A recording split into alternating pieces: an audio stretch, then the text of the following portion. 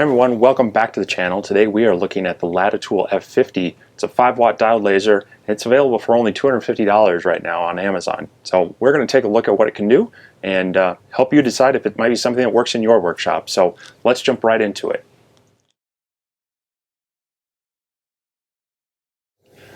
Alright, first things first, full disclosure, this laser was provided free of charge for this video review. They are not sponsoring this video, and they're not paying me to say anything. The laser was just provided in exchange for a full and honest review. That's what we're going to try to do today. So let's jump into the general specs. This laser has a working area of 410 by 410 millimeters or 16 by 16 inches. We did test that out, and it actually is the working dimensions of the laser itself. The focus diameter of the laser is 0.08 by 0.08 millimeters, which is good to have a square and not rectangular beam when you're trying to make both engravings and cuts.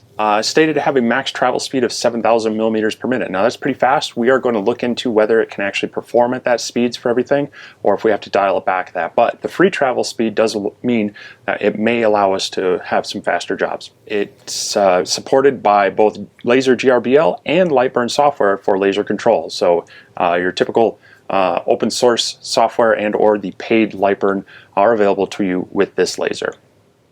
This laser does have a few extra features that we don't necessarily see on other lasers.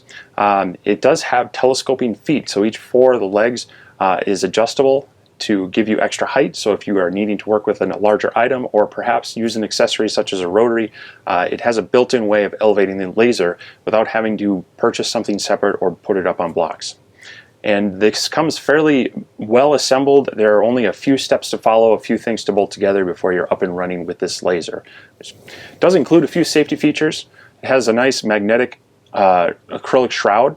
That's nice that it pops out of the way for easy cleaning, and it does provide adequate laser protection. However, so while the acrylic shield is your first defense and you should always operate it with that on, it's also good they provide a pair of these green laser safety glasses, and that's great. If you don't have anything else, these are good. My only complaint is there's no documentation as to the nanometer wavelength that these cover, and there's also no rating as far as their optical density to show how much of the laser light they are blocking. And so what I have done while using my lasers and such is I've invested in a better pair, and these are Free Mascot. They are rated for the 190 to 550 nanometer wavelength, and they have an OD rating of 6. And so that gives me a little more assurance when I'm using this or any of my other diode lasers that my eyes are truly protected. That being said, the ones that are included do offer some protection. If you have nothing else, I would definitely wear them. Be mindful of these. It doesn't take much for the laser beams to cause damage to your eyes, so be mindful of your safety and anyone else that's around the laser while it's in operation. Okay, as always with any laser, the first thing you want to do is run some material tests, and that is all dependent on focusing. So they do provide this small piece of acrylic. They state that it should be about 2 millimeters between the bottom of the acrylic safety shroud to your material to have it focused at that point. I measured this, was just under 2 millimeters, so that's kind of what I went with. So the first of my tests were on 16-inch basswood material. As you can see here, if it'll focus, we were able to get through it at even as low as 60% power, which is pretty good. It gives you a wide range of power settings to run this with. And so from there we stepped it up to an 1/8-inch light ply, and here again you can see that it was able to cut through at 80, 90, and 100%, but we're starting to lose some of the depth of our cutting ability there. And then so I jumped up to 1/8-inch Baltic birch, and here you can see that it did not cut out the material in a single pass. So at this point you would have to start stepping it up with multiple passes to get through material. It was rated that this can cut up to about 10 to 12 millimeter thick material, and that of course is going to be dependent on your material. So I did take, this is a 1/2-inch piece of cedar, and we ran some test cuts on it here. As you can see, we ran 16 passes, 250 millimeters a minute at 100% power, and it just could not get through it. It didn't even mark the bottom. So normally what I would try to do is bump the laser down a little bit, but as I mentioned, there's just not any room between the safety shroud and the material. So I think it's a stretch to try to cut material this thick with this laser. I wasn't surprised, as with a 5-watt laser that really is limiting your cutting ability to some thinner and lighter weight materials. But we did also go ahead and try it on some 1/4-inch Baltic birch, and so we did a couple of tests on it, and here you see they probably have it on the screen here, but also cutting through. We were making some half circles, and as you can see, it did actually just get through on this one. I did end up having this kind of little nub pop out, but that was 10 passes at 250 millimeters a minute, 100% power. It's going to take you a long time to cut through material like this. So you're really going to be looking at some smaller, lightweight craft type materials when it comes to cutting.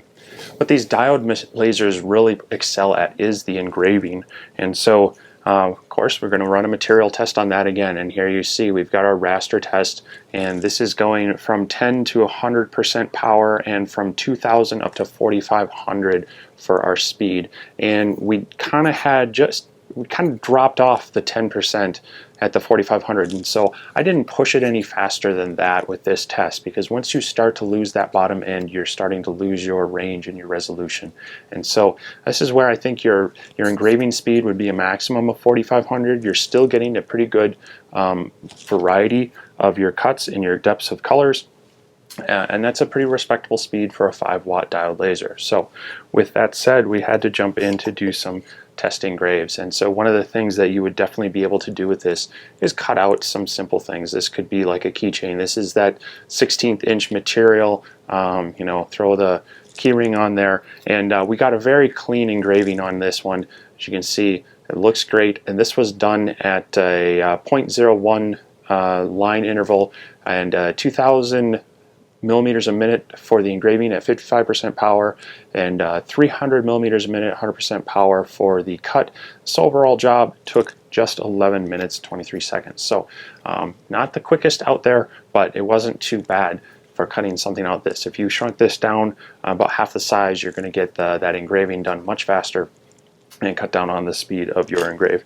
Now, we did mention earlier that this was rated to up to 7,000 millimeters a minute, so I did run a quick text engrave test, and so these were done at 60% power and the various speeds you see here, both in engraving and just a line engraving. And so what I was looking for is the quality of the engraving, both in the fill but also just in the line. And what you will see, and I will try to put a picture up of this as well to be able to see it better, but especially on the line engravings, you start to get some squiggling. The reason that it is so squiggly is that I feel the laser is cantilevered out on that gantry quite a ways, so there's just not enough holding it secure as it moves back and forth. So the faster you go, the more acceleration and deceleration you're going to have. You're going to get those wiggly lines. So I think having it rated at 7,000, sure, it can move that fast. Maybe that's your white space speed setting, but you may suffer some qualities trying to run it at that speed. But that's not to say that you can't get some nice detailed work out of this. I was able to run this Corsair graphic, this 3-view, both in the scan and in the line engraving, and it came out fairly clean, fairly detailed. There are very small lines on here. The text is legible. I think if you could dial this in a little bit better, and it would be perfect. Other things that, of course, this can engrave are other natural objects such as slate, and it did a wonderful job on this slate coaster. And so it's very clean, very smooth, and not much to say about that. I think that's where this laser shines, is in the engraving department. So not to be outdone just by that, but there's also, if you have coated metal such as this anodized aluminum card, you can remove the anodization, you can remove the coating to reveal the card below. And so this is just one of those thin business cards. Went ahead and engraved it, cleaned it up with a magic eraser and just a little Windex, and it shines great. And as you can see, you can even get the QR code from the QR code tool in Lightburn to bring up website links such as your favorite YouTube channel. So you are able to cut things out, and I was able to cut out this little test house, like a little bird house type thing, dollhouse kind of thing. And what's nice to do with this is to see just how well the kerf fits, and if you need to make some adjustments to that. And that also shows you how square your beam is. If it's loose in one direction but not the other, that shows you that you have more of a rectangular beam. And this fit pretty well. It wasn't too snug, wasn't too tight. It went together and it's holding together. This is not glued together. This is just friction fit together. So right out of the box without having to do a lot of adjustments, that's great. And so, you know, 1/8 inch light ply or 1/16 inch basswood, those are going to be easy things to cut with this. But as you get into the thicker materials, that's where you're going to really want to think about stepping up to a 10 watt or even higher for your laser. So yes, it can cut, but its strong point is on the engravings, and you can get a lot of detail, a lot of quality just playing with the speed and the power settings on that. What are my final thoughts? Well, I think for a 5-watt diode laser, this performs as I would expect a 5-watt diode laser to do. It cuts thinner material pretty well. It can cut some thicker material, but you are going to have to take a lot of passes and sacrifice a lot of speed. Its quality of engravings are up on par with all the other 5-watt lasers I've looked at. Again, it might just have to sacrifice a little bit of speed due to that lightweight frame. But you're getting a lot of that for an inexpensive price point. Like I said, at the time of this recording, this laser is going for $250 on Amazon. So I'm going to have links down below if you'd like to check out more. Please do. Some of them will be affiliate links, and please, no pressure on using those, but when you do, they do help this channel, and I try to reinvest that money into this with more materials and tools to make these videos better, to be able to offer more information to you. And so I try to pay it back to the channel when people use that, and I appreciate it. So if you would like to find out more about this and have questions, drop me a note down below and I will try to get back to you. If you're interested in more of what I do in my shop, consider subscribing, and if you felt this video was useful, hit that like button. Do more of this, and both tool reviews as well as lots of project videos and how-tos as well.